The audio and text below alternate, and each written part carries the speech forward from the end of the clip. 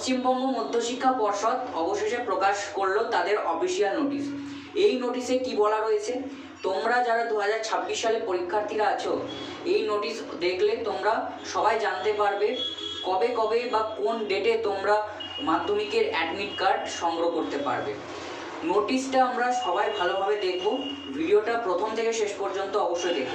তার আগের একটা ভিডিওতে তোমাদের জানিয়েছিলাম মাধ্যমিকের এই একটা মাস ইতিহাস কেমনভাবে পড়লে ইতিহাসে ভালো রেজাল্ট করা যায়, কিন্তু ভিডিওর শেষে একটা ভুল ছিল, 87 জায়গায় 88 আমি বলে ফেলেছিলাম। তো আমার ক্ষেত্রে এটা অনেক বড় ভুল। তোমরা আমাকে এই ভুলটা সংশোধন করিয়ে দিয়েছো বা ধরিয়ে দিয়েছো, ঠিক আছে। আমি এটুকু জেনে খুশি যে তোমরা ভিডিওটা সম্পূর্ণ দেখেছো। এই ভুলটা একেবারে ভিডিও শেষেই ছিল, তোমরা প্রথম থেকে শেষ পর্যন্ত ভিডিওটা দেখেছো বলে এই ভুলটা আমাকে ধরিয়ে দিতে পেরেছিলে। তোমরা ভুলটা ধরিয়ে দিয়েছো বলেই আমি সেই ভুলটা বুঝতে পেরেছিলাম, নাহলে আমি কিন্তু জানতামও না। বলার সময় আমি একেবারেই খেয়াল করিনি যে এখানে 87 জায়গায় 88 বলে দিয়েছিলাম, ঠিক আছে।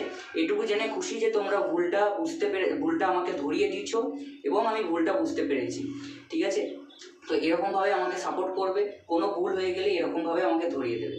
যাকে আজকের এই নোটিশে কি বলা হয়েছে দেখো, আজকের এই নোটিশে, অর্থাৎ আজকের নোটিশ নয়, এটা 6 তারিখের নোটিশ।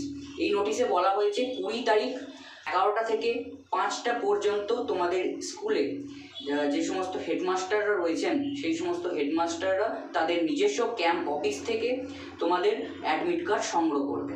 এবার প্রশ্ন হচ্ছে, তাহলে 20 তারিখেই ক্যাম্প অফিস থেকে যখন স্কুলে অ্যাডমিট কার্ড চলে আসবে, তাহলে 20 তারিখেই পেয়ে যাবে? দেখো, সেটা হতেও পারে, আবার না হতে পারে।